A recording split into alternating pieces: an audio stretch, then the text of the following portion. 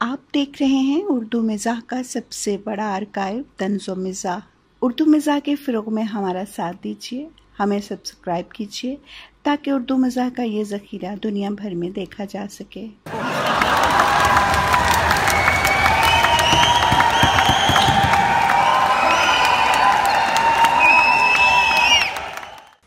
Lockdown की बदौलत घर में बैठे बैठाए जहां वजन बढ़ा वहां बाल भी अपनी हदूद से तजावुज करके इधर उधर भटकते दिखाई देने लगे। बच्चों ने तो यहां तक कहना शुरू कर दिया, अब पोनी बांध ले या हेयर कैचर लगा लें, जबकि बेगम कहने लगी, आपने जुल्फों को बहुत सर पे चढ़ा रखा है। माथे पर आए बालों को शाने बेनियाजी से फूंक मारकर उड़ाना चाहा तो बेगम देखकर बोली, अब इस उम्र में वहीद मुराद ना बने।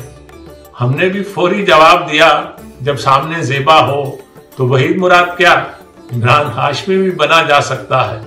बेगम ये सुनते ही शर्माते लजाते हमारी तरफ बढ़ने लगी। हम समझे निशाना ठीक लगा है। हम अभी पोजीशन संभाल ही रहे थे कि बेगम बालों की लट पकड़कर कहने लगी, तमाम सैलून बंद है, क्यों ना इन नातराशीदा जुल्फों को हम कैंची से संवार दें। इतना सुनना था कि हमें बालों के लाले पड़ गए। कहां वहीद मुराद ऐसे बाल और कहां नाजुक नातजर्बा हाथों की कटिंग, दिल कट के रह गया। ऐसे में कभी हम बालों को हाथ लगाते, कभी हम कैंची का तस्वुर करके तौबा तौब करते। इस पर बेगम कहने लगी, आप बालों के छत्ते के साथ अफ्रीका के शहजादे लग रहे हैं। हमने कहा, पहले कौन से शहजादा गुलफाम है, वैसे हमारी जुल्फे हमारी मर्जी। बेगम ने कहा, कहीं ऐसा ना हो चिड़िया घोंसला समझकर बसेरा कर ले। ये सुनकर हमने बालों की अमान पाकर अर्ज किया, आपको कटिंग का क्या पता। तो कहने लगी, 2-3 सहेलियों के बाल काट चुकी हूं, बस अब बाल मैं ही काटूंगी। ये नादर शाही हुक्म सुनकर हमारा वही हाल था, काटो तो बाल नहीं। इस पर हमने अर्ज किया, अगर बाल काटने हैं तो माहौल तो वैसा ही बनाए, सामने एक कद्दे आदम आईना रखे, रिवॉल्विंग चेयर हो, ऊंची आवाज में म्यूजिक लगा हो, हल्के हल्के कंधे दबाएं और बालों में उंगलियां फेरते हुए छंपई भी करें। पहले तो बेगम ने घूर कर देखा, फिर कहा, एडी मैं हेयर ड्रेसर। थोड़ी देर बाद हम एक सादतमंद शौहर की तरह सर झुकाए कुर्सी पर विराजमान थे। बेगम ने बाल काटने से पहले हमारी गर्दन इतनी बार दाएं बाएं घुमाकर जायजा लिया, हमारा तरा निकल गया कि बाल कैंची से काटने हैं या छुरी से। वैसे तो हर शौहर बेगम के काबू में होता है, हम उस वक्त बेबसी की हद तक काबू में थे। इस मौके पर सिख हजरात याद आए, ना बाल बढ़ने का मसला, ना कटवाने का तरद्दुद। सबसे पहले बेगम ने गर्दन पर कस के कपड़ा बांधा, हमने भी खूब हौसला बांधा। फिर कैंची पकड़ी, हमने मजबूती से दिल पकड़ा। उन्होंने बालों में कंघी फेरी, हमने खौफ से मुंह दूसरी तरफ फेरा। इससे पहले कि कैंची चलती, बेगम की जुबान चलना शुरू हो गई। सीधे बैठे रहे, इधर उधर मत देखें और ना ही सर हिलाएं।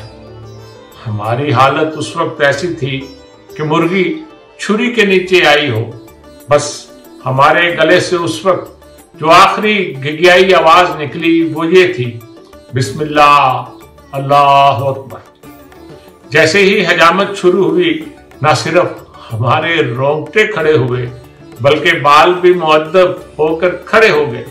हम इतना कह पाए, सिर्फ बाल ही उतारिए, ना के खाल। फिर कंघी की रफ्तार, कैंची की झंकार, पानी की फवार, ऊपर से बेगम की डांट फिटकार ने हमारी हालत ऐसी कर दी कि हमें कुछ देखने समझने का हौसला ना रहा।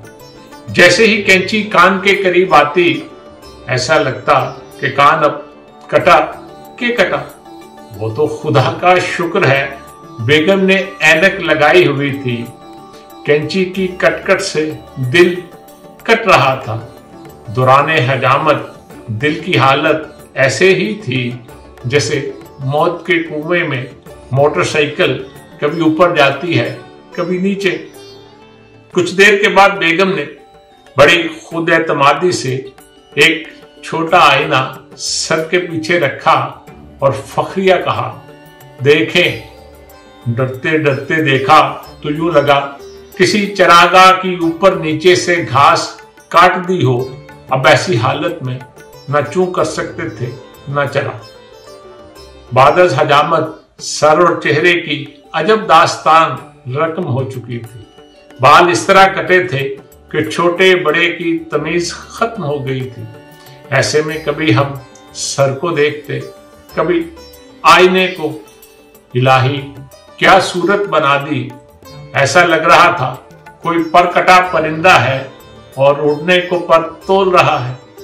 देखा जो कटवाकर बालों की तरफ। अजीब शख्स से मुलाकात हो गई। नहाकर आईने में देखा तो खुद पर तरस आ रहा था। इससे तो अच्छा था कि बाजार में किसी लड़की को छेड़कर हजामत बनवा लेते, बल्कि टिंड ही करवा लेते, कोई अफसोस तो ना होता।